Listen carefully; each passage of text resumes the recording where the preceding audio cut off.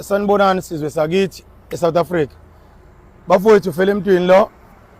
Angiqale ngibonga bafowethu iLakho uMancenza. Mancenza siyabonga ukuthi usikhandele Lakho. Phinde ngijombe ngibonga usisijesinsa. Sisi dadewethu ayiyobonga emazulwini emtaka mama. Bese ngibonga insizwa phakela umthakathi ngizwe Nkosi yesizwe umfazi ogcwele Zoso bafowethu isibindi eningiphe sona singaphezulu kokubonga bafowethu. Bese ngibongela izingane esihamba nazo ukuzoyilekelela zifuna imisebenzi, izibindi eziba nazo ngisho ilambile ziyaqhubeka ihlala.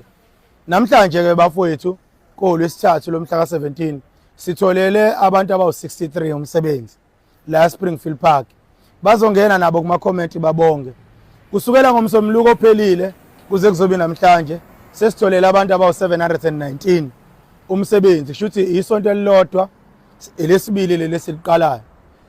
Ngiyathembisa ukuthi uyothi phela lenyanga kuphela uJuly cishe bonke abantu abahamba le program esihambayo bazobe sebesebenza bonke. Ngiphinde ngibacele bafowethu inhliziyo zenu zivuma ukuthi nibongelane ninodwa. Omunye mangabe setholile ophambili wena osasemumva mbongelo setholile ungathi kanti thina sivukela umahala yini.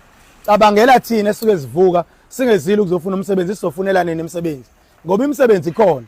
Khona imisebenzi la ethathwa abantu bokufika. Kube khona imisebenzi ekumele ngabe kuqashwa abantu angaqashwa khona abantu ebese kufaka abantu bokufika benziwe imbongolo. Lezi thina ngesivume ke nina nibe zimbongolo. Ngiphinde ngigcizelele kubafowethu kodadewethu nabafowethu abakwazi ukuthunga nakubafowethu abano code 14 nakubafowethu abanama security companies. Siyacela abafowethu nibe khona nani kule program. Cishe wonke umuntu umsebenzi uzowuthola. Njengamanje seSpringfield Park masisuka khona siya ePhaloki, masisuka ePhaloki siyogudla ngamabhida sesiyovala eThekwini. Masisuka eThekwini siya koClaywood, Claywood siya koWestmead.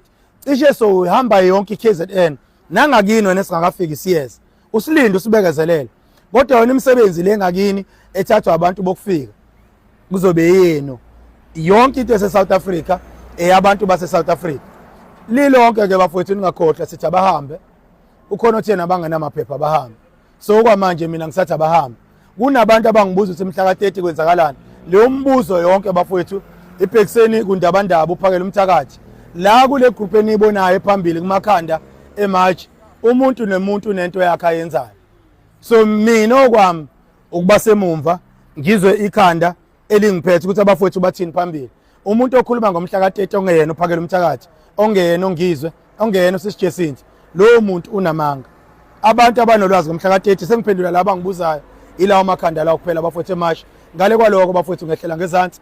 Ngiphinde ngibonge ngize ngibongele eSouth Africa ukuthi bafowethu lento leqaliwe ningabisayiyeka. Ngisho ngingafika bani emva komhla ka30 emva komhla kabani ningabisayiyeka. Iyiyo le. Ayikho futhi edlula le. As long ningezulwa ningezuphahlaza ningezulutha yonke lento lesiyenza iyona. Siyabonga kakhulu bafowethu. Shemba kabe nathi.